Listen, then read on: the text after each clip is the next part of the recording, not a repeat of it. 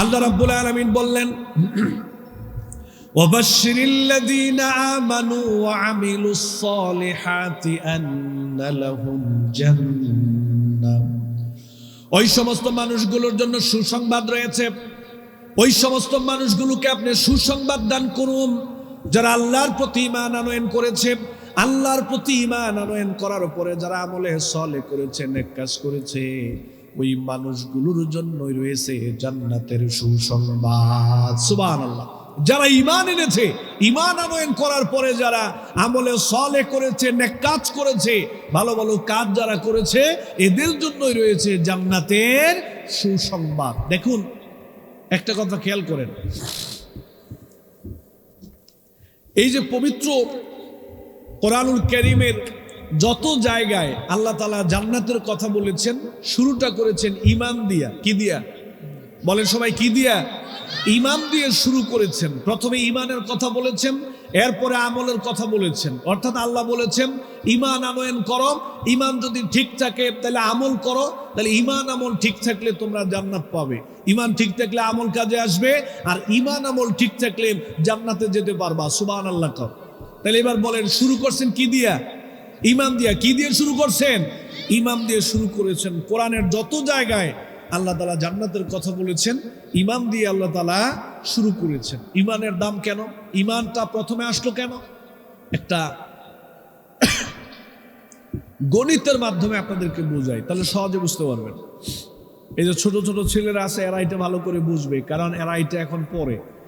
আমি 1 লিখলাম, একের পর একটা শূন্য দিলাম, কত হয় বলো? কত হয়? 10 হয়। যদি আরেকটা দিই কত হবে? 100। আরেকটা দিলে কত হবে? এইভাবে একের পরে শূন্য দিতে দিতে দিতে আমি আমেরিকা পর্যন্ত চলে গেলাম। তাই আমেরিকা পর্যন্ত গিয়ে আমি মাহফিল কমিটিকে বললাম যে ভাই, আমি তো একের পরে শূন্য দিতে দিতে আমেরিকা পর্যন্ত চলে এসেছি, একটা কাজ করেন, কম্পিউটারে ক্লিক করে দেখেন তো সংখ্যাটা কত হয়। এইবার উনি মাহফিল কমিটি কম্পিউটারে ক্লিক করলো। ক্লিক করার পরে কম্পিউটার বলতেছে, আমি দুঃখিত, একের পরে এত শূন্য দেওয়া হয়েছে, আমি কম্পিউটার নিজেও ধরতে পারতেছি না সংখ্যাটা যে কত হয়েছে। তো মাহফিল কমিটি আমাকে বললো, হুজুর এক কাজ করেন, আপনার শূন্য বেশি দিয়ে ফেলছেন, শূন্য কিছু কমান, কম্পিউটার ধরতে পারতেছে না সংখ্যাটা যে কত হয়েছে। আমি মাহফিল কমিটিকে বললাম, ভেজাল করার দরকার নাই, এক কাজ করেন, সংখ্যাটা মুছে দেন। এবার সংখ্যাটা মুছে দিল। আমি বললাম, দেখেন তো কম্পিউটার এবার কি বলে। এবার মাহফিল কমিটি কম্পিউটারে ক্লিক করছে। ক্লিক করার পরে কম্পিউটার বলতেছে, রেজাল্ট কত? বুঝেন নাই? রেজাল্ট কত? শূন্য। রেজাল্ট কত? শূন্য। একটু খেয়াল করে দেখেন তো, একটু আগেও কিন্তু কম্পিউটার ধরতে পারে না যে সংখ্যাটা কত হয়েছে। যেই সংখ্যাটা আমরা মুছে দিলাম, এখন কোটি কোটি শূন্যের আর কোনো দাম থাকলো? আপনি 1 লিখে একটা শূন্য দেন 10 হবে, 2 লিখে একটা শূন্য দেন 20 হবে, 3 লিখে একটা শূন্য দেন 30 হবে, 4 লিখে একটা শূন্য দেন 40 হবে, 5 লিখে একটা শূন্য দেন 50 হবে। কিন্তু কোটি কোটি শূন্যের আগে যদি কোনো সংখ্যা না থাকে, কোনো দাম নাই। তার মানে হলো, সংখ্যা ঠিক রেখে শূন্য কম হলেও দাম আছে, আর সংখ্যা যদি কোটি কোটি শূন্যের আগে না থাকে, ওই কোটি কোটি শূন্যের কোনো দাম নাই। এই সংখ্যাটা হচ্ছে ঈমান। সংখ্যাটা কি ভাই? ঈমান। আর শূন্যগুলো হচ্ছে সালাত, সিয়াম, যাকাত, হজ, উমরা, কোরআন তেলাওয়াত, বাবা মার খেদমত, তাহাজ্জুদ, এগুলা শূন্যের ভূমিকা পালন করে। তো সংখ্যা যদি না থাকে, শূন্যের কোনো দাম আছে? বলেন, শূন্যের কোনো দাম আছে? তো ঈমান যদি না থাকে, আমলের কোনো দাম আছে? এজন্য আগে ঈমান। আগে কি ভাই? আগে ঈমান। ঈমান লাগবে। ঈমান ছাড়া কোনো আমল আল্লাহর দরবারে কবুল হবে না। এজন্য কোনো অমুসলিম ভাই বোনেরা যদি ভালো ভালো কাজ করে, এই কাজের প্রতিদান পরকালে পাবে না যদি ঈমান না এনে মারা যায়। দুনিয়াতে আল্লাহ তাআলা কোনো না কোনো ভাবে প্রতিদান আল্লাহ তাআলা দিয়ে দিবেন। তাহলে আজকের আলোচনার 1 নম্বর সবক হচ্ছে, আমাদেরকে ঈমান ওয়ালা হতে হবে। কি হতে হবে ভাই? একটু বলেন সবাই, কি হতে হবে? ঈমান ওয়ালা হতে হবে। আমি আমার আলোচনার শেষের দিক দিয়ে আমি এই পয়েন্টগুলো জিজ্ঞেস করবো, যে সুন্দর করে বলতে পারবে, আমি তাকে এই যে বইটা উপহার দেব। আমার আলোচনার প্রথম পয়েন্ট আমি বললাম, 1 নম্বর, আমাদেরকে ঈমান ওয়ালা হতে হবে যদি আমরা চাই যে আমাদের আমলগুলো আল্লাহ তাআলার দরবারে কবুল হোক। সুন্দর একটা বই দেখেন, তাসাউফ আত্মশুদ্ধি, অত্যন্ত চমৎকার, মানে সবার জন্য খুবই উপকারী। তাসাউফ ও আত্মশুদ্ধি একটা বই, অনেক সুন্দর। বিশেষ করে আমরা যারা আলোচনা করি আলেমদের জন্য খুবই খুবই গুরুত্বপূর্ণ, খুবই প্রয়োজনীয় একটা বই। আমি তো প্রায় সময় এই বইটা আমি পড়ি, অনেকগুলো কপি আমি এটা ক্রয় করেছি, আমি মানুষকে এটা গিফট করি। আমার প্রিয়জন যারা, ভালো ভালো মানুষ যারা যারা পড়ে, এদেরকে আমি এই বইটা আবার গিফটও করি। কারণ এই বইটা যদি সাথে থাকে, এই বইটা যদি নিয়মিত কেউ পড়ে, তাহলে মনে হবে যেন তার সাথে কয়েকজন আল্লাহওয়ালা আলেম সবসময় থাকে। মনে হবে, সে মনে করবে যে আমার সাথে আল্লাহওয়ালা আলেমরা আছে, আমি আল্লাহওয়ালা আলেমদের সাথে আছি। এটা পড়লেই নিজের ভিতরে একটা পরিবর্তনের চিন্তা আসবে, এটা পড়লেই নিজের ভিতরে একটা মানে পরিশুদ্ধ করার একটা চিন্তা ভাবনা আসবে। মনে হবে যেন আপনি কোথায় হারিয়ে গেলেন, আপনার ভুলগুলো আপনার সামনে চলে আসবে, আপনার দুর্বলতাগুলো আপনার সামনে চলে আসবে। এই জন্য এই বইটা আমি আলোচনার শেষে একজনকে গিফট করব, যে আমার আলোচনাগুলো শেষে বলতে পারবে। তাহলে 1 নম্বর কথা হচ্ছে, আমরা যদি চাই আমাদের আমলগুলো আল্লাহর দরবারে কবুল হোক, আমরা যদি জান্নাতে যেতে চাই, সর্বপ্রথম কাজ হচ্ছে আমাদেরকে ঈমানওয়ালা হতে হবে। কি হতে হবে ভাই? বলেন সবাই, কি হতে হবে? ঈমানওয়ালা হতে হবে, 1 নম্বর পয়েন্ট। 2 নম্বর পয়েন্ট হচ্ছে, আল্লাহর সাথে কাউকে শরীক করা যাবে না, অংশীদার করা যাবে না। কারণ যারা আল্লাহর সাথে শরীক করে, অংশীদার করে, তাদের কোনো আমল আল্লাহ তাআলার দরবারে কবুল হয় না। যারা আল্লাহর সাথে শরীক করে, চিন্তার দিক থেকে, চেতনার দিক থেকে, আদর্শের দিক থেকে, আকীদার দিক থেকে, বিশ্বাসের দিক থেকে, দর্শনের দিক থেকে যারা আল্লাহর সাথে শরীক করে, অংশীদার করে, এদের আল্লাহর কাছে কোনো দাম থাকে না। এদের ঈমান নষ্ট হয়ে যায়, এদের আমল বাতিল হয়ে যায়, এরা ইসলাম থেকে বের হয়ে যায়, এদের মুসলমানিত্ব বাতিল হয়ে যায়। নাউজুবিল্লাহ।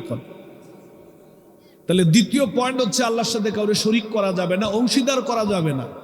যারা আল্লাহর সাথে শরীক করে, অংশীদার করে, এরা মুসলিম থাকতে পারে না ভাই। বিশ্বাস করেন ভাই, বিশ্বাস করেন, আপনাদের হাতে পায়ে ধরে বলি, যারা আল্লাহর সাথে অংশীদার করে, অমুসলিমদের সাথে তার কোনো পার্থক্য নাই।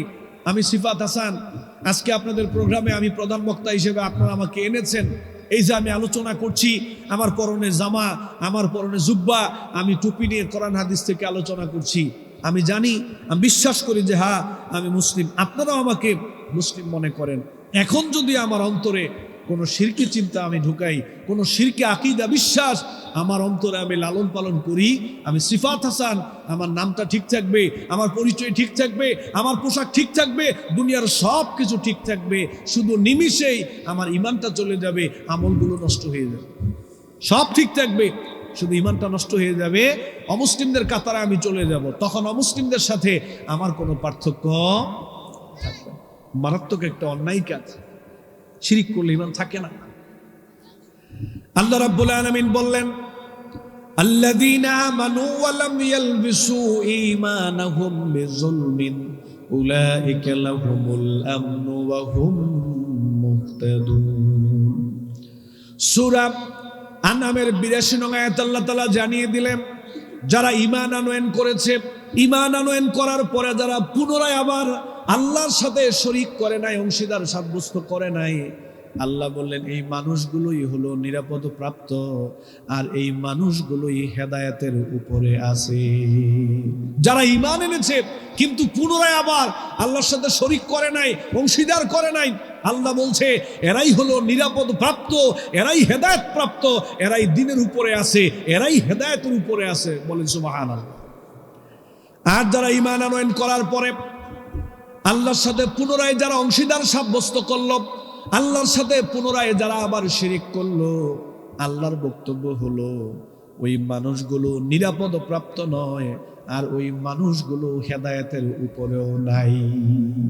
কেন তারা শরিক করলো? কেন তারা আল্লাহর সাথে অংশীদার করলো? আল্লাহ বলতেছে শিরিক করার কারণে ওরা নিরাপদ প্রাপ্ত নয়, আর ওরা হেদায়েতের উপরেও নাই। আমাদের দেশে শিরিক আছে না নাই? বলেন আছে না নাই? কম না বেশি? কিভাবে? আমি আমার সাথে ঘটে যাওয়া 2-3টা ঘটনা আপনাদেরকে শোনাই, তাহলে বুঝবেন যে মানুষ বর্তমান সময়ে কিভাবে আল্লাহর সাথে শরিক করে। 2-1টা ঘটনা একটু আপনাদের সামনে উল্লেখ করছি, তাহলে বুঝতে পারবেন কিভাবে শিরিক হয়। আমি খিলগাঁ থানার একটা জায়গায় জুমা পড়াই। আমার যতটুকু মনে হয় যে 2-2.5 বছর আগে হতে পারে, আমার বয়সে একটা যুবক খুতবার শেষে আমার হুজরাখানায় প্রবেশ করছে। সালাম বিনিময় করে বলল, হুজুর আমি একটু কথা বলতে চাই। আমি বললাম, কি কথা ভাই? বলল যে, হুজুর আমার বাবা মা একসময় 5 ওয়াক্ত নামাজ পড়তেন, রমাদান মাসে রোজা রাখতেন, বাবার মুখে দাড়িও ছিল। হঠাৎ করে দেখি আমার বাবা মা নামাজ ছেড়ে দিছে, আর নামাজ পড়ে না। রমাদান মাস আসলো, এখন দেখি রোজাও রাখে না। ঈদের পরে দেখলাম যে আমার বাবা মুখের দাড়িগুলো শেভ করে ফেললো। তা আমি বললাম, কেন?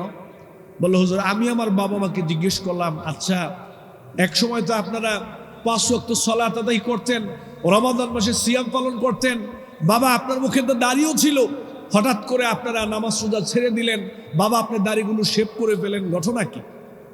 ওই ছেলে আমাকে বলে যে, হুজুর আমার বাবা মা আমাকে জবাব দিল, আমরা এমন এক পীর সাহেবের মুরিদ হয়েছি, এখন আমাদের আর নামাজ রোজা লাগে না।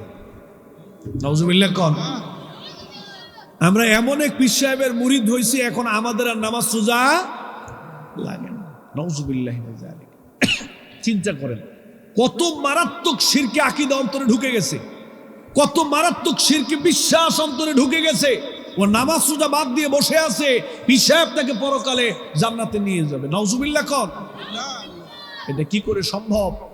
একটা হাদিস শোনেন, মুসলিম শরীফে আসছে, নবী করিম সাল্লাল্লাহু আলাইহি ওয়াসাল্লাম ফাতেমা রাদিয়াল্লাহু তাআলা আনহাকে বললেন যে, ইয়া ফাতেমা আনকিদি নাফসাকি মিনান নার ফাইন্নী লা আমলিকু লাকুম মিনাল্লাহি শাইআ। আল্লাহ নবী বললেন, হে আমার আদরের মেয়ে, তুমি নবীর মেয়ে, এই পরিচয়ে পরকালীন জীবনে আল্লাহ তোমাকে জান্নাত দেবে না। জান্নাতে যেতে চাইলে ঈমান লাগবে, দ্বীনের পথে চলতে হবে, আল্লাহকে ভয় করে চলতে হবে।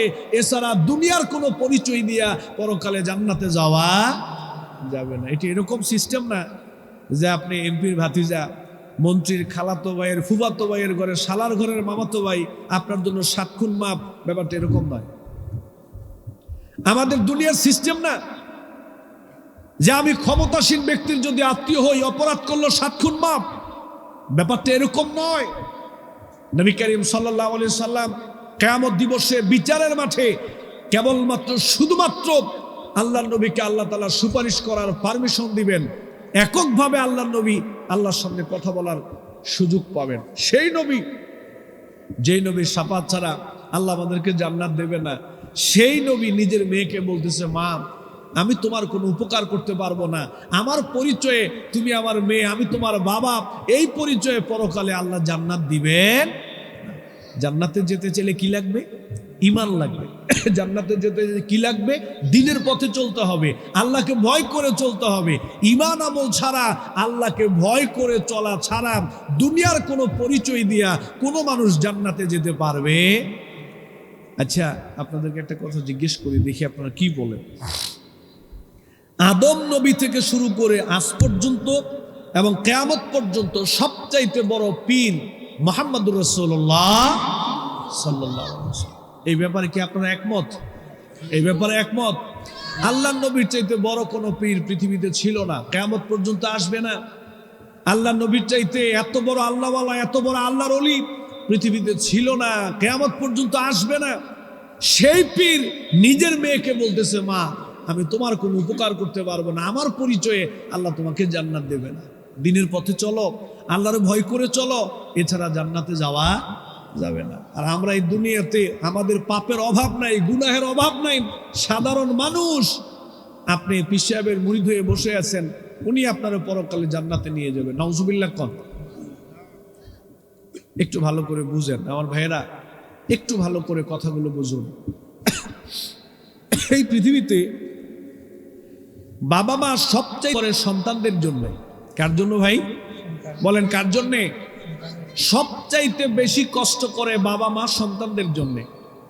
মা 10 মাস 10 দিন গর্ভে ধারণ করে, 2 বছর পর্যন্ত দুধ পান করায়, কষ্ট করে প্রসব করে, নিজেরা খেয়ে না খেয়ে সন্তানকে লালন পালন করে বড় করে। বাবা ক্ষেত খামারে কাজ করে, রোদ্রে পুড়ে, বৃষ্টিতে ভিজে নিজের সন্তানগুলোকে লালন পালন করে বড় করে। সন্তান অসুস্থ হয়ে গেল, হসপিটালে নিয়ে যাওয়া হলো। নিয়ে যাওয়ার পরে ডাক্তার পরীক্ষা নিরীক্ষা করে বলল, আপনার সন্তানের 2টা কিডনি বাতিল হয়ে গেছে। মার চোখে পানি, বাবার চোখে পানি।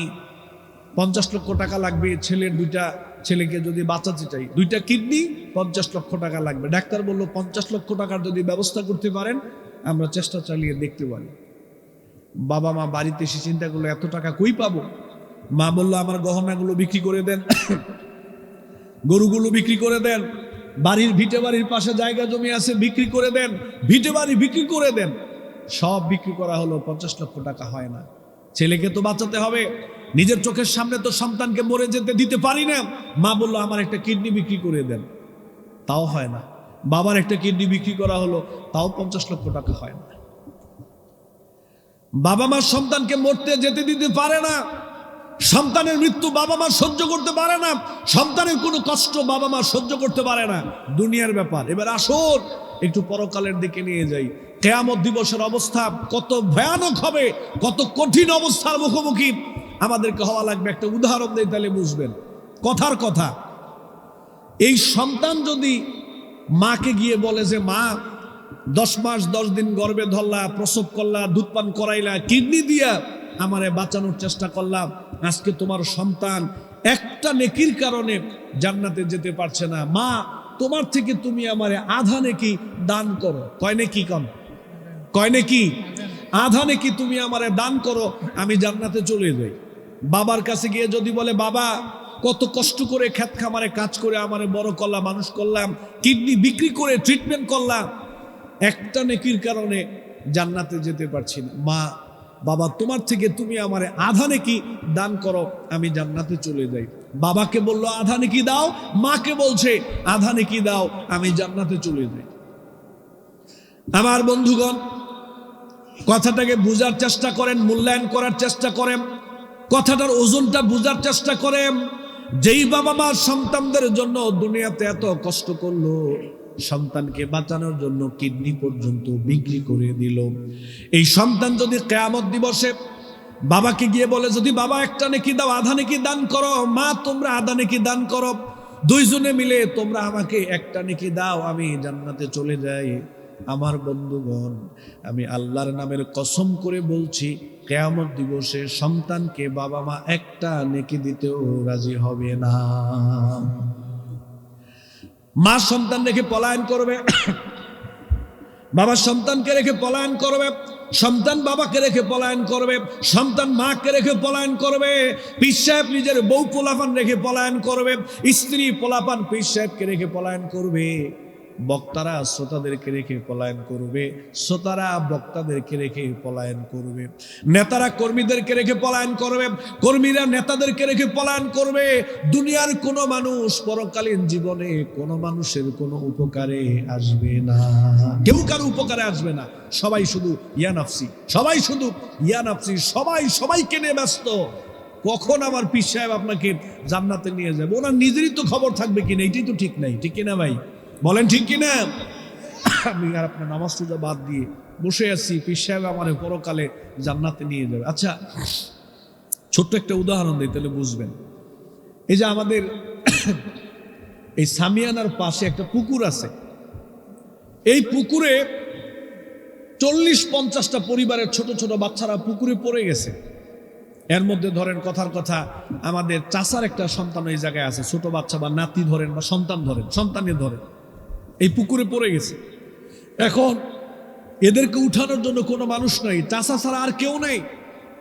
চাচাই পারে একমাত্র তাদেরকে গিয়ে যারে পারে একটু উঠে আনার জন্য। আচ্ছা আপনারা একটু বলেন তো, এই চাচা সর্বপ্রথম এই পুকুর থেকে কারে উঠাইব? কম দেখি আপনারা কম। নিজের সন্তানকে। কারে উঠাবে? নিজের সন্তানকে। নাকি এই চিন্তা করবে আচ্ছা ঠিক আছে আমারটা থাকুক, একটু পানি টানি খাইয়া একটু থাকুক, রেস্টে থাকো, আমি অন্যদেরকে উঠাইয়া সময় পাইলে পরে তোমারে উঠাবো, এরকম হবে? না নিজেরটারে আগে উঠাবে? মানুষ উপকার করতে পারলে নিজের পরিবারের উপকার মানুষ আগে করে। কিয়ামত দিবসে কেউ যদি কারো কোনো উপকার করতে পারে তাহলে নিজের সন্তানের উপকার আগে করবে। এজন্যই তো আল্লাহ নবী বলছে মা আনকিদি নাফসাকি মিনান নার ফাইন্নী লা আমলিকু লাকুম মিনাল্লাহি শাইআ। তুমি নবীর মেয়ে, এই পরিচয়ে জান্নাত পাইবে না, আমি তোমারে জান্নাতে নিতে পারবো না। জান্নাতে যেতে চাইলে দ্বীনের পথে চলতে হবে, ঈমান লাগবে, আমল লাগবে, এই ছাড়া জান্নাতে যাওয়া যাবে না। এজন্য পীর বলেন আলেম ওলামা বলেন, গাউস কুতুব বলেন, আল্লাহর ওলিরা বলেন, কেউ কারো উপকারে আসবে না, কেউ কারো উপকার করতে পারবে না। ইব্রাহিম নবী নিজেকে নিয়ে ব্যস্ত, মুসা নবী নিজেকে নিয়ে ব্যস্ত, ঈসা নবী নিজেকে নিয়ে ব্যস্ত, ইউসুফ নবী নিজেকে নিয়ে ব্যস্ত, ইউনুস নবী নিজেকে নিয়ে ব্যস্ত, আবু বকর রাদিয়াল্লাহু তাআলা আনহু নিজের চিন্তায় পেরেশান, ওমর রাদিয়াল্লাহু তাআলা আনহু নিজের চিন্তায় পেরেশান, আলী রাদিয়াল্লাহু তাআলা আনহু নিজের চিন্তায় পেরেশান, ওসমান রাদিয়াল্লাহু তাআলা আনহুম নিজের চিন্তায় পেরেশান, মায়েশা রাদিয়াল্লাহু তাআলা আনহা নিজের চিন্তায় পেরেশান, খাদিজা রাদিয়াল্লাহু তাআলা আনহা নিজের চিন্তায় পেরেশান। এত বড় বড় পৃথিবী দুনিয়া কাঁপানো আল্লাহওয়ালা মানুষ, সাহাবীরা, নবীগণ নিজেরা নিজেদেরকে নিয়ে ব্যস্ত। আর এই যুগের সাধারণ গুনাহগার পীর সাহেবের উপরে আপনি আস্থা রাখছেন, উনি আপনারা পরকালে পার করে দিবে, ওনার নিজেরই তো খবর থাকবে না ভাই। নাউজুবিল্লাহ। আর একটা হাদিস শোনেন, মুসলিম শরীফে একটা হাদিস আসছে, আল্লাহ নবী বললেন, কথা শুনতেছেন আপনারা, মনোযোগ আছে তো?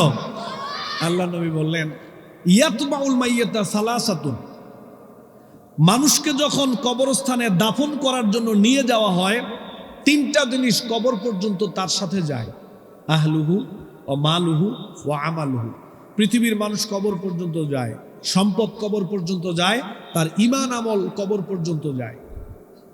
তাকে যখন কবরে রাখা হয়, ফায়ারজিউ ইসনাইন, দুইটা জিনিস তাকে ত্যাগ করে চলে আসে। একটা হচ্ছে বাবা চলে আসে, ভাই চলে আসে, নেতারা চলে আসে কর্মীকে রেখে, নেতাকে রেখে কর্মী চলে আসে, পীর সাহেবকে রেখে মুরিদরা চলে আসে, মুরিদকে রেখে পীর সাহেব চলে আসে, বন্ধু বন্ধুকে রেখে চলে আসে। কবরে আপনাকে একা যেতে হবে, দুনিয়ার কোনো মানুষ কবরে আপনার সাথে আমার সাথে যাবে? মানুষ তাকে ত্যাগ করে চলে আসে। দ্বিতীয়ত, সম্পদ ত্যাগ করে চলে আসে। সম্পদ কিভাবে ত্যাগ করে চলে আসে দেখেন, মানুষকে দাফন কাফন করার জন্য বালতি নিতে হয়, জগ নিতে হয়, তারপরে পানি নিয়ে যেতে হয়, কোদাল নিতে হয়, দা নিতে হয়, ঝাড়ু নিতে হয়। এখন বাবা মারা গেছে, চেয়ারম্যান সাহেব ছেলেকে বলল, আব্দুর রহমান, তোমার বাবা তো দুনিয়াতে তোমার জন্য অনেক কিছুই করলো, গাড়ি করলো, বাড়ি করলো, জায়গা জমি করে দিল, এখন তোমার বাবা একেবারে অসহায় এতিম হয়ে নিঃস্ব হয়ে কবরে গেল, একটা কাজ করো, এই যে নতুন বালতিটা ক্রয় করছো, এইটা একটু তোমার বাবার সাথে দিয়ে দাও, অন্তত বালতিটা নিয়ে তিনি যাক, বালতিটা একটু দিয়ে দাও। চিন্তা ভাবনা করে বলেন, আপনাদের কি মনে হয় যে ছেলে বালতিটা দিবে? কি মনে হয়? হে চিন্তা করবে, মাত্র 300 টাকা দিয়ে বালতিটা কিনলাম নতুন, একটু রেখে দেই, থাকলে অন্তত পক্ষে 5-6 মাস ব্যবহার করা যাবে। নবী বলছে, সম্পদ তোমাকে ত্যাগ করে চলে আসবে, তোমার সাথে একটা বালতিও যাবে না, একটা মগও যাবে না, একটা জগও যাবে না, খালি হাতে, শূন্য হাতে তোমাকে কবরে যেতে হবে। 3 নাম্বার হচ্ছে, কবরে তোমার আমল এবং ঈমান যাবে, ঈমান এবং আমল যাবে। কবরের সঙ্গী হবে তোমার ঈমান, কবরের সঙ্গী হবে তোমার আমল। ঈমান আমল যদি ঠিক থাকে, কবরে প্রশ্নের উত্তর দিতে পারবা, জান্নাতি পরিবেশে কবরে থাকবা। আর ঈমান আমল যদি ঠিক না থাকে, কবরে প্রশ্নের উত্তর দিতে পারবা না, কবরটাই জাহান্নামের টুকরা হয়ে যাবে। নাউজুবিল্লাহ। কই আমার পীর সাহেব কই? কবর থেকেই তো আমার জাহান্নাম শুরু হয়ে যাবে যদি আমার ঈমান আমল ঠিক না থাকে। কর্ম যদি ভালো না হয়, কবরটাই জাহান্নামের টুকরা হয়ে যাবে। এজন্য প্রিয় ভাইরা আমার, এটা শিরকি চিন্তা। এটা কি চিন্তা ভাই?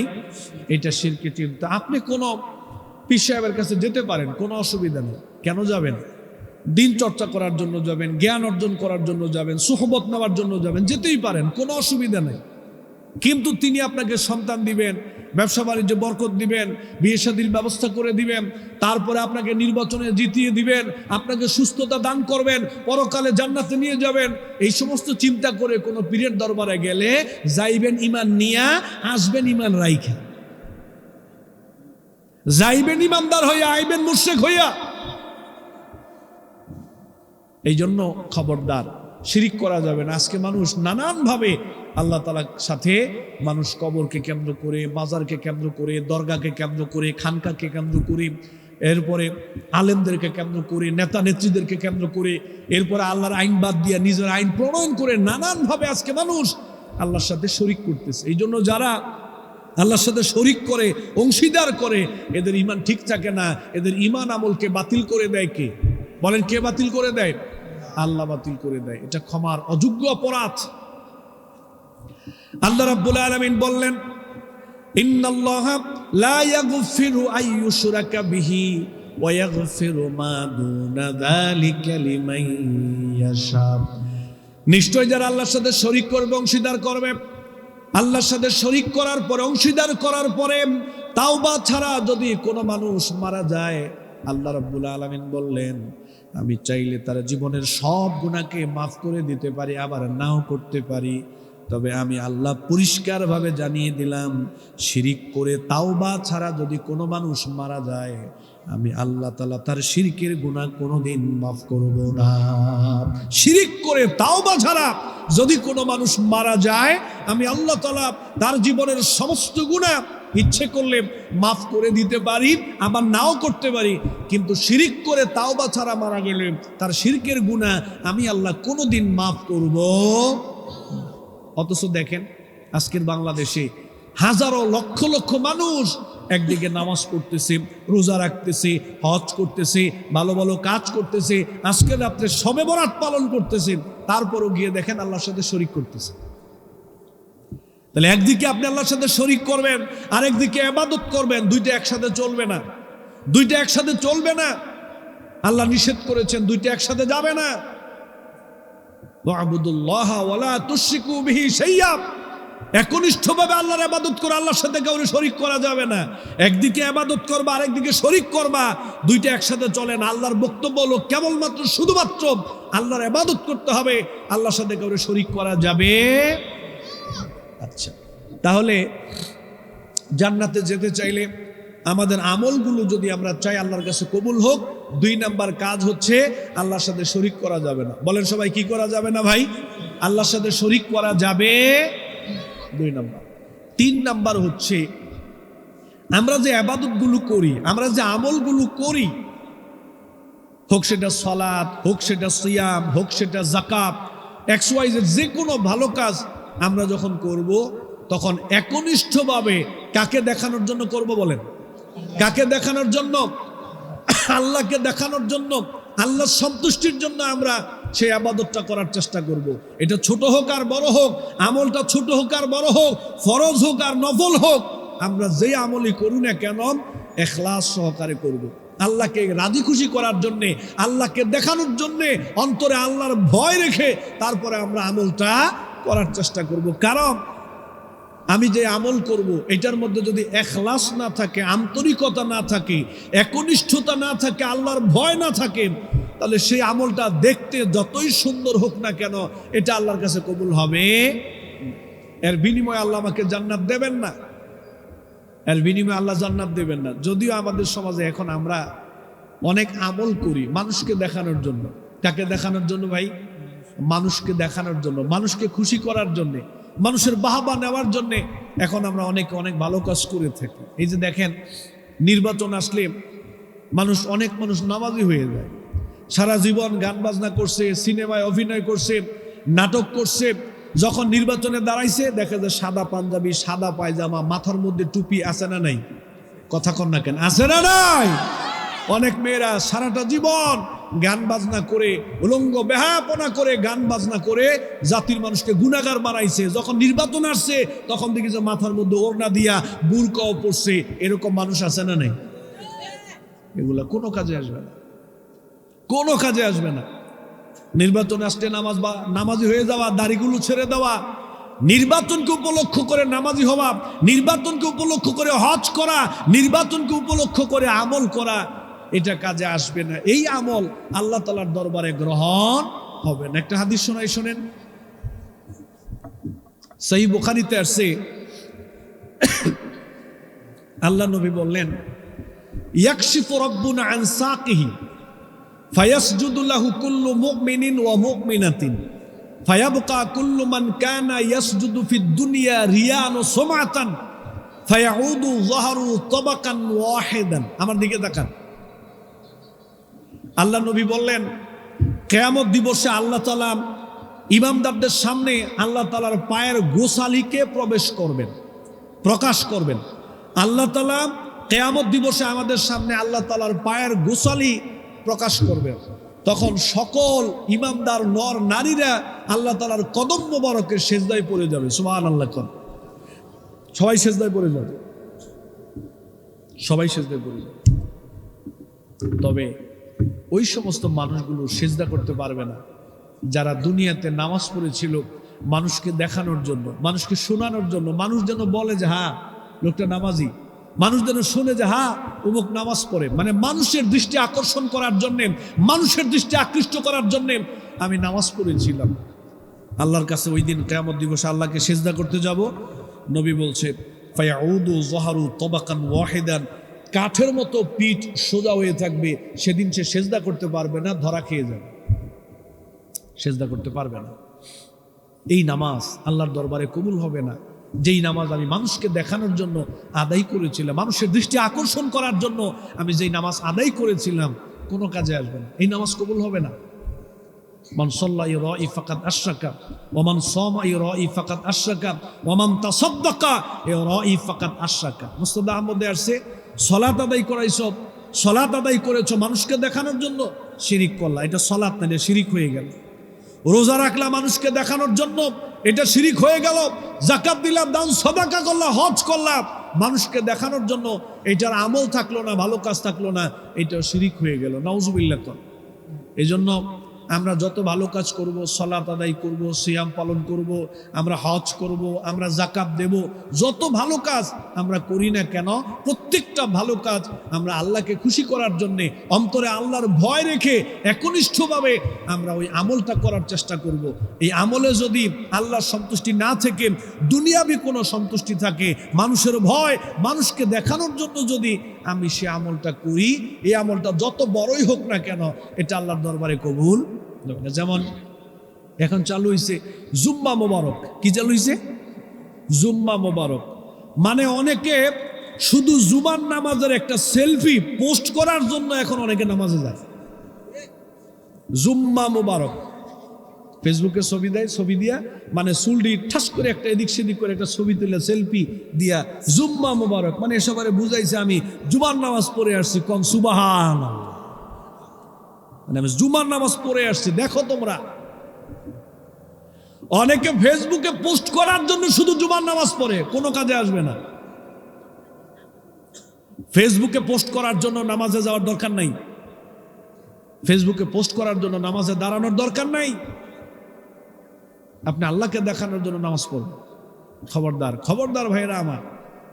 অনেকে আছে ওমরায় যায়, হজ করে, সারা দিন সেলফি, সারা দিন ভিডিও, কিসের ইবাদত, কিসের ওমরা, কিসের হজ। হজে গেছে সেখানে একটু আল্লাহ বিল্লাহ করবে, আল্লাহকে ডাকবে, ওমরায় গেল একটু আল্লাহ বিল্লাহ, সারাদিন ছবি, সারাদিন ফেসবুকে লাইভ। ওয়াল্লাহে, আল্লাহ তাআলাকে সাক্ষী রেখে বলছি, ওয়াল্লাহে, আল্লাহকে সাক্ষী রেখে আমি বলছি, সেদিন এক ভাই আমাকে বলল যে আমি ওমরায় গেলাম, এক ভদ্রলোক ওমরার মধ্যে যখন কাবামুখী হয়ে আল্লাহর কাছে দোয়া করবে, এভাবে হাত উত্তোলন করে আমার কাছে মোবাইলটা দিয়া বললো যে ভাই আপনি একটা ছবি উঠেন, আমি একটু দোয়ার ভঙ্গিমা করতেছি। হে আমারে বলতেছে, ওয়াল্লাহি, আল্লাহর কসম, এই লোকটা আমাকে বললো, আমার বন্ধু মানুষ, যে আমি অবাক হয়ে গেলাম। এই লোক আমারে বলতেছে ভাই আমি দোয়ার একটা ভঙ্গিমা করলাম, আপনি একটা ছবি উঠান। নাউজুবিল্লাহ। শীত হইয়া, কাইত হইয়া, সোজা হইয়া, বাঁকা হইয়া, কত আইটেমের কত ধরনের ছবি। কিসের ওমরা করতে গেছেন, টাকা খরচ করে সেলফি উঠাইতে গেছে, ঠিক কিনা কম? টাকা দিয়া সেলফি উঠাইতে গেছে, ছবি উঠাইতে গেছে, ভিডিও করতে গেছে, কিসের হজ করতে গেছে। ওয়ালিল্লাহি আলান নাস হিজ্জুল বাইত, আল্লাহর জন্য হজ করতে হবে।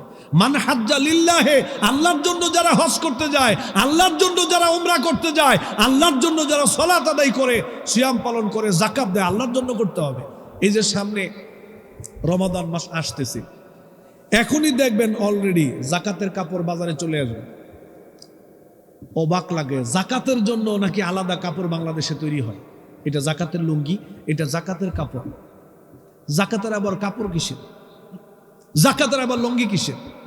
আপনি যদি কাউরে দান করতে চান, কম দান করেন, একটা ভালো দেখে দান করেন। এমন লুঙ্গি দান করে 2 বার পরলে আর খুঁজে পাওয়া যায় না। আর মহিলাদের কাপড় এমনটা দেয় 3 বার যদি খালি ধৌতু করা যায়, ওরা এই কাপড় চিনেই যায় না, এটার কালার যে কোনটা ছিল এটাই খুঁজে পাওয়া যায় না। আছে না নাই? এগুলা দান না, এগুলা গরিবের সাথে তামাশা, এগুলা গরিব মানুষের সাথে তামাশা।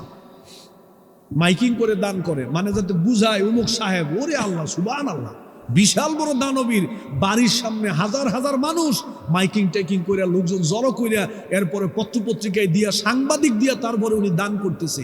ঠেকা লাগছে আল্লাহর এই দান কবুল করতে না?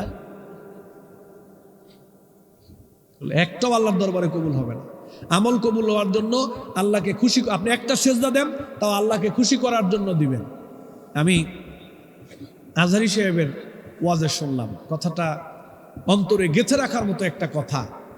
উনি বললেন যে দেখেন, গভীর রজনীতে আপনি কোনো একটা জায়গা দিয়ে হেঁটে যাচ্ছেন, একটা মসজিদের পাশ দিয়ে হেঁটে গেলেন, দেখলেন মসজিদের মধ্যে লেখা মুক্ত হস্তে দান করুন, মানে মসজিদের দান বাক্স, কেউ নাই। গভীর রজনীতে কেউ নাই, শুধু আপনি একা। পকেট থেকে 500 টাকা বের করে আপনি দেন, পকেট থেকে 200 টাকা বের করে এ দান বাক্সে ফালান, 1000 টাকা বের করে আপনি দান বাক্সে ফেলে দেন। এই যে গোপনে আপনি 500 টাকা দান করলেন, শুধু দেখছে আল্লাহ আর আপনি, আর কেউ না। কোটি কোটি মানুষের সামনে আপনি হাজার হাজার কোটি কোটি টাকা আপনি দান করলেন। ওই হাজার হাজার কোটি টাকায় যে মানুষকে দেখানোর দান করলেন, ওই হাজার হাজার কোটি টাকার চেয়ে আরো অনেক বেশি মূল্যবান হলো যে এই 500 টাকা শুধু আপনি আল্লাহকে দেখানোর জন্য দান করছেন। সুবহানাল্লাহ। মানুষকে দেখানোর জন্য হাজার হাজার কোটি টাকা যে আমরা দান করলাম, এইটার চেয়ে এই 500 টাকার দাম আল্লাহর কাছে আরো অনেক বেশি। এই জন্য প্রিয় ভাইয়েরা আমার, আমরা যে কোনো আমল করি না কেন, যে কোনো কাজ করি না কেন, ছোট হোক বড় হোক, আমরা ইখলাস রেখে করব, আল্লাহ সন্তুষ্টির জন্য করব, কাউকে দেখানোর জন্য, খুশি করার জন্য আমরা আমল করব না। রাজি আছেন তো ইনশাআল্লাহ? আল্লাহ যেন বুঝার তৌফিক দেন, বলেন আমিন। তাহলে 3 নাম্বার কাজ হলো ইখলাস সহকারে আমল করা। 4 নাম্বার হচ্ছে আমি যেই আমলটা করব নবীর তরিকায় সেই আমলটা করা লাগবে। কার তরিকায়? বলেন কার তরিকায়? নাকি সিফাত হাসানের তরিকায়, নাকি বক্তার তরিকায়, না পীর সাহেবের তরিকায়? কার তরিকায়? সবাই কর না, কার তরিকায়? নবীর তরিকায়, নবীর পদ্ধতিতে, নবী যেইভাবে দেখাইছেন সেভাবে করতে হবে। আমার মন মতো, পীর সাহেবের পন্থা মতো করলে কিন্তু হবে না। আপনাকে আমাকে আমল করার আগে দেখতে হবে এই আমলটা নবী করিম সাল্লাল্লাহু আলাইহি সাল্লাম করছেন কিনা, সাহাবায়ে কেরাম করছেন কিনা, আমাদেরকে করতে বলছেন কিনা, যদি করে থাকেন কিভাবে করছেন, জানার দরকার আছে না নাই? এই যে দেখেন আমাদের দেশে ফরজ সালাতে সালাম ফিরাইছে, আসসালামু আলাইকুম ওয়া রাহমাতুল্লাহ, আসসালামু আলাইকুম ওয়া রাহমাতুল্লাহ। আছেন আপনারা? কথা শুনতেছেন তো না? ফরজ সালাতে সালাম ফিরাইছে, সালাম ফিরানোর পরে ইমাম সাহেব বসছে, আল্লাহুম্মা আমিন বিহাক্কি লা ইলাহা ইল্লাল্লাহ। এই 30 সেকেন্ডে ইমাম সাহেব নিজে দোয়ার ভিতরে কি পড়লো একমাত্র আল্লাহ জানার, উনি জানে, আর মুসল্লিরা তো কিছু জানেই না, ব্যাককলের মতো হাত উঠাইছে, কতক্ষণ পর খালি মুখটা মুছছে, মনে করছে দোয়া হয়ে গেছে।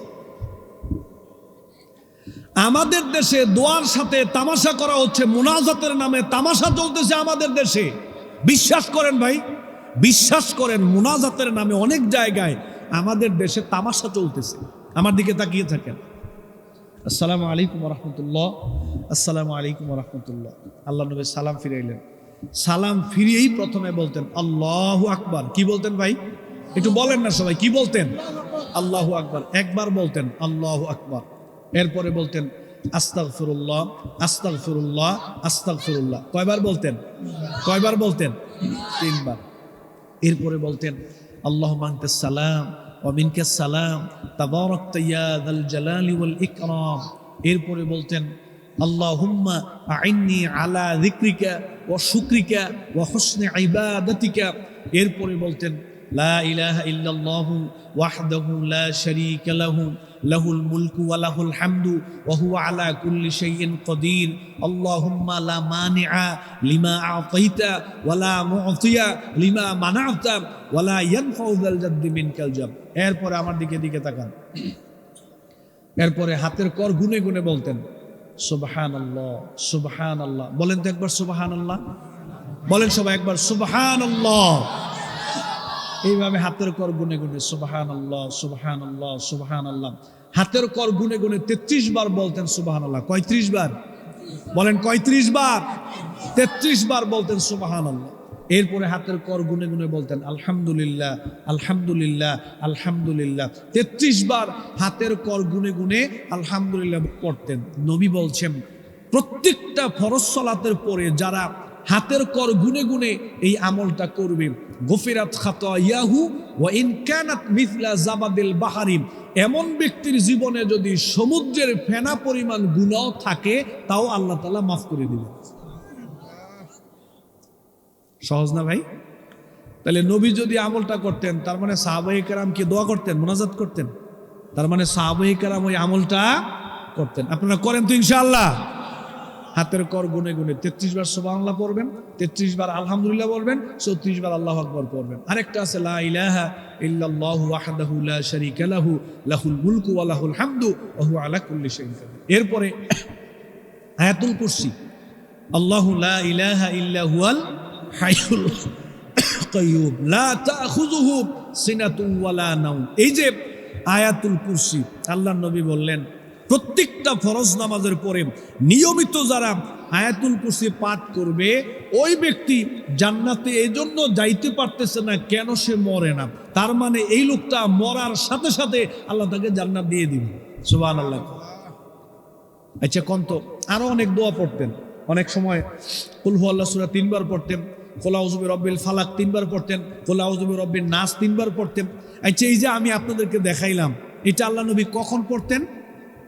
ফরজ সালাতের সালাম ফিরানোর পরে। ফরজ সালাতের সালাম ফিরানোর পরে। নাকি এরকম করছে আসসালামু আলাইকুম ওয়া রাহমাতুল্লাহ, আসসালামু আলাইকুম ওয়া রাহমাতুল্লাহ, আল্লাহুম্মা আমিন, বিহাক্কি লা ইলাহা ইল্লাল্লাহ, এইবার আল্লাহু আকবার, আস্তাগফিরুল্লাহ আস্তাগফিরুল্লাহ, এরকম করছে নাকি সালাম ফিরেই করতেন? তাহলে আমাদের দেশে আমরা যারা ইমামতি করি, খুতবা দেই, আমাদের দেশে কি আমলগুলো চালু আছে মসজিদে? বেশিরভাগ মসজিদে চালু নেই। সালাম ফিরানোর পরে কোনো মতে 3 বার আস্তাগফিরুল্লাহ, এরপরে 20 সেকেন্ডের একটা মোনাজাত, এরপরে যান যার যার মতো করে চলে যান। এই সুন্নতি আমলগুলো আমাদের মসজিদে চলে না। অথচ আল্লাহ রাসূলের জামানায় মসজিদে আমলগুলো চলতো, সাহাবায়ে কেরাম করতেন। এই জন্য আমাদেরও এই আমলগুলো করার দরকার আছে না নাই? বলেন দরকার আছে না নাই? অবশ্যই আমাদের আমলগুলো করার দরকার। আচ্ছা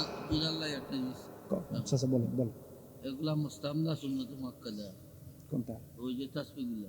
তাসবিহগুলো হলো নবী করিম সাল্লাল্লাহু আলাইহি সাল্লাম সুন্নাহ হিসেবে করেছেন, অতএব আমরা সুন্নাহ হিসেবে এগুলোকে করব। যেহেতু আল্লাহর নবী যতদিন জীবনে ফরজ সালাত আদায় করেছেন, কখনোই আল্লাহর নবী আমলগুলো ফরজ নামাজের পরে ছাড়েন নাই। তার মানে গুরুত্ব আছে না নাই? বলেন গুরুত্ব আছে না নাই?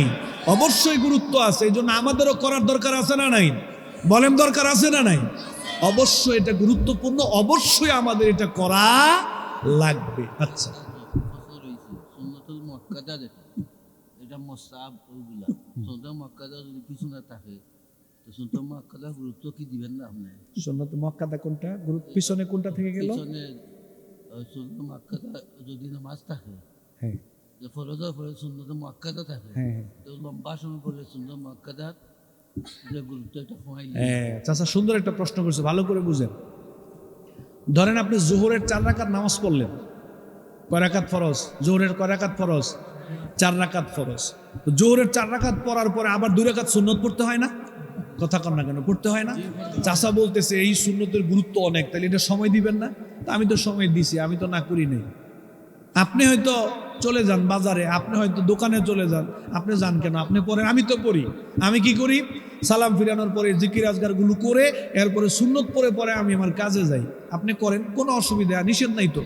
সুন্নতে মুআক্কাদার সময় তা আছে, আপনি জিকির আজগারগুলো করেন, তারপরে আপনি সুন্নত পড়বেন। নবী যেইভাবে পড়ছে, নবী যেই ধারায় চলছে, আমাদেরকে সিরিয়াল মোতাবেক সেই ধারাই চলতে হবে, সেই ধারা মোতাবেকই আমাদের চলতে হবে। এই যে 20 সেকেন্ডের যে মোনাজাত আমরা করে দেই, এরপরে মানুষ উঠে চলে যায়, এটা উচিত নয়, এটা উচিত নয়। বরং এখানে মোনাজাত না করে মুসল্লিদেরকে আপনি দোয়া জিকিরগুলো করার সময় দেওয়া লাগবে, যাতে এই দোয়া জিকিরগুলো তিনি করতে পারে, এই সময়টা দেওয়ার দরকার আছে না নাই? এরপরে যদি কোনো মুসল্লি থাকে সেটা ভিন্ন বিষয়, কিন্তু এর আগ পর্যন্ত আপনি এই জিকির আজগারগুলো করার সময় মুসল্লিদেরকে কি করতে হবে? দিতে হবে। যেহেতু নবী করিম সাল্লাল্লাহু আলাইহি সাল্লাম এইভাবেই ফরজ নামাজের পরে আমলগুলো করেছেন। যেমন দেখেন আজকে শবে বরাত, লাইলাতুন নিসফে মিন শাবান, শাবান মাসের অর্ধ রজনী আজকে। আমার দিকে তাকান, ফেস লাগায়েন না, কিন্তু এটা কিন্তু খুব গুরুত্বপূর্ণ একটা বিষয়। আজকের রাত্রির নিঃসন্দেহে অনেক মর্যাদাবান একটি রাত্রি। আজকের রাত্রিটা খুবই গুরুত্বপূর্ণ, মর্যাদা সম্পন্ন একটা রাত্রি। এ রাত্রিতে আল্লাহ তাআলা দুনিয়ার আসমানে অন্যান্য রাত্রির মতোই নেমে আসেন এবং বান্দাদের দিকে একটা আলাদা স্পেশাল একটা সুনজরে তাকান। আল্লাহ তাআলা সবাইকে মাফ করে দেন, তবে যাদের অন্তরে হিংসা আছে আর যারা আল্লাহর সাথে শরিক করে তাদেরকে আল্লাহ তাআলা মাফ করেন না, তাদেরকে আল্লাহ তাআলা মাফ করেন। এছাড়া আল্লাহ তাআলা সবাইকে কি করেন? মাফ করে দেন। আমার মনে হয় যে একটা ক্ষেত্রে আমরা মাফ পাবো না, হয়তো আল্লাহর সাথে শিরিক করি না কিন্তু হিংসা নাই, এরকম একজন মানুষ হাত উঠান তো দেখি যার মনে হিংসা নাই। আছে এরকম মানুষ? খুঁজে পাওয়া যাবে? তাহলে আজকের রাত্রির দুইটা শিক্ষা, একটা হলো শিরিক থেকে দূরে থাকা, আরেকটা হচ্ছে অন্তর থেকে হিংসাকে দূর করে দেওয়া। অন্তরে হিংসা রাখা যাবে। এই রাত্রির অনেক গুরুত্বপূর্ণ একটা রাত্রি, মর্যাদা সম্পন্ন একটা রাত্রি। আমার দিকে খেয়াল করেন। এখন এই রাত্রি আমরা কিভাবে উদযাপন করি? এই রাত্রিতে সবাই একবারে সবাই দলবদ্ধ হয়ে আমরা মসজিদে চলে যাই, আতশবাজি, তারপরে হালুয়া রুটি, আছে না নাই? কথা কন না কেন? আছে না নাই?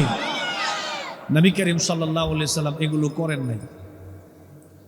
আল্লাহ রাসূলের 23 বছরের জীবনীতে একটা মুহূর্তের জন্য কোনো বছর কেউ দেখাইতে পারবে না যে আল্লাহ নবী এইরকম কাজগুলো করছে। আপনি কি করবেন? হ্যাঁ, আপনি নিজে একা একা নামাজ পড়েন, আপনি তাসবিহ তাহলিল জিকির আজকার করতে পারেন, আপনি তাওবা ইস্তেগফার করতে পারেন, কান্নাকাটি করতে পারেন, কোনো অসুবিধা নেই। কিন্তু এই যে একবারে দলবদ্ধভাবে মসজিদে গিয়া হালুয়া রুটি মিষ্টি টিষ্টি, আছে না নাই? কথা কোন আছে না নাই? এরপরে ফজরের নামাজের সময় 1.5 কাতার মুসল্লিও নাই। ফজরের নামাজের সময় 1.5 কাতার মুসল্লিও, তো এই মুসল্লিগুলো কই গেল? ফজরের নামাজের গুরুত্ব বেশি নাকি আজকের রাত্রে নামাজ পড়ার গুরুত্ব বেশি? কম দেখি আপনারা। ফজরের নামাজের গুরুত্ব বেশি। তাহলে এই যে মুসল্লিগুলো হুট করে গেল, হুট করে হারায় গেল, আগামী 1 বছর পর্যন্ত এদেরকে আর মসজিদে দেখা যাবে না। আর এই মুসল্লিগুলো গেল কই? এই রাত্রির মর্যাদা আছে, আপনি একা একা আল্লাহর কাছে তাওবা করেন, ইস্তেগফার করেন, কান্নাকাটি করেন, কোরআন তেলাওয়াত করেন, কোনো অসুবিধা নাই। কিন্তু আনুষ্ঠানিকভাবে আমরা এই শবে বরাতের নিয়তে নামাজ রোজা এগুলা বিশুদ্ধ হাদিস দ্বারা প্রমাণিত নয়। তবে এই রাত্রের মর্যাদা অনেক গুরুত্বপূর্ণ, সহিহ হাদিস দ্বারা এটা প্রমাণিত। এই রাত্রের মর্যাদা অবশ্যই আছে। আমাদের সমাজে এরকম আমরা অনেক কাজ করে থাকি যেগুলা নবী করিম সাল্লাল্লাহু আলাইহি ওয়াসাল্লাম করেন নাই, সাহাবায়ে কেরামকে করতে বলেন নাই, কিন্তু আমরা করি। এই জন্য আল্লাহ নবী বলছেন, মান আমিলা আমালান লাইসা আলাইহি আমরুনা ফাহুয়া রাদ্দুন। মুসলিম শরীফে আসছে, কেউ যদি এমন কোন আমল করে যেই আমলটা আমি নবী করি নাই, করতে বলি নাই, সাহাবায়ে কেরাম করেন নাই, আজকের যুগে নতুন করে কেউ যদি এরকম কোন আমল জমিনে ছেড়ে দেয়, ওইটার উপরে যদি মানুষ আমল করে, সেই আমল আল্লাহ তাআলা কবুল করবেন। নবী যে আমল আমাদেরকে দিয়েছেন ওইটাই করতে হবে, যেভাবে দিয়েছেন সেভাবেই করতে হবে। নিজেরা কোনো আমল তৈরি করা যাবে না, নিজস্ব কোনো পদ্ধতিতে আমল করা যাবে না। আচ্ছা, 4টা বললাম। তাহলে আমাদেরকে নবীর তরিকায় আমল করতে হবে। শেষ আর 2টা পয়েন্ট। 5 নম্বর হচ্ছে সালাত আদায় করতে হবে। সালাত ছাড়া কোনো আমল আল্লাহর দরবারে কাজে আসবে না। একজন মানুষের জীবনে সালাত নাই কিন্তু রোজা রাখে, হজ করছে, যাকাত দেয়, দান সাদাকা করে, কোরআন তেলাওয়াত করে, তাহাজ্জুদের নামাজ পড়ে, কিন্তু ফরজ নামাজ পড়ে না। কি নামাজ পড়ে না ভাই? বলেন সবাই, কি নামাজ পড়ে না? ফরজ নামাজ পড়ে না, 5 ওয়াক্ত নামাজ পড়ে না। যেই ব্যক্তির জীবনে 5 ওয়াক্ত নামাজ নাই, ওই ব্যক্তির অন্যান্য আমল কিয়ামত দিবসে আল্লাহ তাআলার কাছে কবুল হবে না। দলিল কি শুনেন? তিরমিজি শরীফের মধ্যে আসছে, নবী করিম সাল্লাল্লাহু আলাইহি ওয়াসাল্লাম ফেরেশতাদেরকে বলবেন, ফেরেশতাদেরকে আল্লাহ তাআলা বলবেন সিফাত হাসানের আমলনামাগুলো নিয়ে আসো। সিফাত হাসানের আমলগুলো নিয়ে আসা, ফেরেশতারা আনবে। খোলো, প্রথমে নামাজের ফাইলটা খোলো, দেখো তার নামাজের কি অবস্থা। ফেরেশতারা নামাজের ফাইল খুলবে, আল্লাহ সব জানেন তাও খুলবে। ফেরেশতারা বলবে, আল্লাহ এই লোকটা তো জীবনে 70 বছর 50 বছর হায়াত পাইছিল, সে তো 5 ওয়াক্ত নামাজ বেশি আদায় করে নাই। জুমার নামাজ পড়তো, মাঝে মাঝে জানাজার নামাজ, ঈদের নামাজ পড়তো, আর সবে কদরে সবে বরাতে মসজিদে দেখা যাইতো। আল্লাহ এই লোকটা তো 5 ওয়াক্ত নামাজ বেশি একটা পড়ে নাই, তুমি রোজা রাখতো, জীবনে রোজা ছাড়ে নাই। আল্লাহ তাআলা বলবে, ফাইল বন্ধ করো, ওরে ধরো, ওরে ধরে জাহান্নামে ফেলো। ফেরেশতারা আমারে ধরে জাহান্নামে ঢিল মেরে ফেলে দিবে। ফেরেশতারা বলবে, আল্লাহ এর জীবনে তো রোজা আছে, এর জীবনে হজ করছিল, একবার দান সদাকা করছিল, আল্লাহ এ তো মাঝে মাঝে টুকটাক দান সদাকা করতো, ভালো কাজ করতো। তখন আল্লাহ তাআলা বলবে, যেহেতু তার জীবনে 5 ওয়াক্ত নামাজ নাই, অতএব আর কোনো আমল আজকে কাজে আসবে। ফাইন রুদ্দাত সালাতুহু রুদ্দাত সাইরু আমালিহি ওয়া ইন কুবিলাত সালাতুহু কুবিলাত সাইরু আমালিহি। যাদের 5 ওয়াক্ত নামাজ আল্লাহর দরবারে কবুল হবে, বাকি আমল কবুল হবে। আর যাদের 5 ওয়াক্ত নামাজ জীবনে থাকবে না, এদের অন্য কোনো আমল কাজে আসবে না। তাহলে এবার আপনারা বলেন, শবে বরাতের নামাজ আগে না 5 ওয়াক্ত নামাজ আগে? সবাই কোন নামাজ আগে? রমাদান মাসের রোজা আগে না 5 ওয়াক্ত নামাজ আগে? বহু মানুষ আছে কষ্ট করে রোজা রাখে কিন্তু নামাজ পড়ে না। বহু মানুষ আছে কষ্ট করে রোজা রাখে কিন্তু নামাজ পড়ে না। আল্লাহ রাব্বুল আলামিন বললেন, ইয়াতাসাআলুনা আনিল মুজরিমিনা মা সালাকাকুম ফি সাকার ক্বালু লাম নাকু মিনাল মুসাল্লিন। পাপিষ্ঠ মানুষগুলোকে যখন জাহান্নামে ফেলে দেওয়া হবে, জান্নাতীরা জিজ্ঞেস করবে, মা সালাকাকুম ফি সাকার, তোমরা জাহান্নামে আসটা কেন? তোমাদের তো আজকে জাহান্নামে আসার কথা না, তোমাদের তো জান্নাতে যাওয়ার কথা, তাহলে আজকে তোমরা জাহান্নামে কেন আসলাম? তোমার নাম তো আব্দুল্লাহ ছিল, আব্দুর রহমান ছিল, তুমি তো রমজান মাসে রোজা রাখছিলা, তাহাজ্জুদের নামাজ পড়ছিলাম, শবে বরাতের নামাজ, শবে কদরের নামাজ পড়েছিলা, দান সদাকা করেছিলাম, আজকে তোমরা কেন জাহান্নামে আসলা? তোমাদের তো জাহান্নামে আসার কথা না, কেন আসলা? জাহান্নামে কেন আসলা? তখন জাহান্নামীরা বলবে, ভাই আজকে তোমাদের সব কথা ঠিক আছে, আমরা আজকে জাহান্নামে আসার প্রধান কারণ হলো আমরা দুনিয়ায় থাকতে 5 ওয়াক্ত নামাজ পড়ি নাই, যার কারণে আজকে আল্লাহ তাআলা আমাদেরকে জাহান্নাম দিয়েছেন। নাউজুবিল্লাহ। তাহলে 5 ওয়াক্ত নামাজ ছাড়া জান্নাতে যাওয়া যাবে না। 5 ওয়াক্ত নামাজ যদি জীবনে না থাকে, কোনো আমল আল্লাহর দরবারে কবুল। 5 নম্বর শেষ। 6 নম্বর হচ্ছে, আমরা যদি চাই আমাদের আমলগুলো আল্লাহর দরবারে কবুল হোক, আমরা যদি চাই যে আমরা জান্নাতে যাব, তাহলে 6 নাম্বার হচ্ছে হালাল উপার্জন করতে হবে। কি করতে হবে ভাই? বলেন সবাই, কি করতে হবে? হালাল উপার্জন করতে হবে, হালাল ভক্ষণ করতে হবে, হালাল ভক্ষণ করতে হবে, হালাল খেতে হবে, হালাল উপার্জন করতে হবে। হারাম পন্থায় উপার্জন করে সেই উপার্জন খেয়ে ইবাদত আল্লাহর দরবারে কবুল হবে না। সুদের লেনদেন করা যাবে না, ঘুষের লেনদেন করা যাবে না, মিথ্যা কথা বলে ব্যবসা বাণিজ্য করা যাবে না, ওজনে কম দেওয়া যাবে না, মানুষকে ঠকিয়ে অধিক লাভ করা যাবে না, সিন্ডিকেট করে খাদ্য গুদামজাত করে তারপরে বাজারে সংকট তৈরি করে আপনি অধিক টাকা লাভ করেন, হারাম হয়ে যাবে, হারাম হয়ে যাবে, ইবাদত কবুল হবে না। জনগণের সম্পদ চুরি করে, রাষ্ট্রের সম্পদ চুরি করে, এই টাকা দিয়ে, এই টাকা ভক্ষণ করে পরকালীন জীবনে জান্নাতে যাওয়া যাবে না, আমাদের ইবাদত কবুল হবে না। ইবাদত কবুলের জন্য পূর্ব শর্ত হচ্ছে হালাল রুজি, হালাল খাওয়া, হালাল ভক্ষণ করা। ইন্নাল্লাহা তাইয়্যিবুন লা ইয়াকবালু ইল্লা তাইয়্যিবা। আল্লাহ পবিত্র, অপবিত্র কোনো ব্যক্তির, হারাম খাওয়া কোনো ব্যক্তির ইবাদত আল্লাহ তাআলা কবুল করেন না। যে ব্যক্তি হারাম খায়, যে ব্যক্তি হারাম ভক্ষণ করে, হারাম দ্বারা যে ব্যক্তির দেহটা গড়ে উঠেছে, হারাম দ্বারা যে ব্যক্তি বড় হয়েছে, এই ব্যক্তি আল্লাহর কাছে দোয়া করলে কবুল হয় না, নামাজ পড়লে কবুল হয় না, রোজা রাখলে কোনো কাজে আসবে না, এই ব্যক্তির কোনো ইবাদত আল্লাহ তাআলা কবুল করবেন না। এই জন্য হালাল উপার্জন করার দরকার আছে না নাই? বলেন আছে না নাই? হালাল উপার্জন করতে হবে, হালাল ভক্ষণ করতে হবে, এছাড়া কোনো ইবাদত আল্লাহর দরবারে কবুল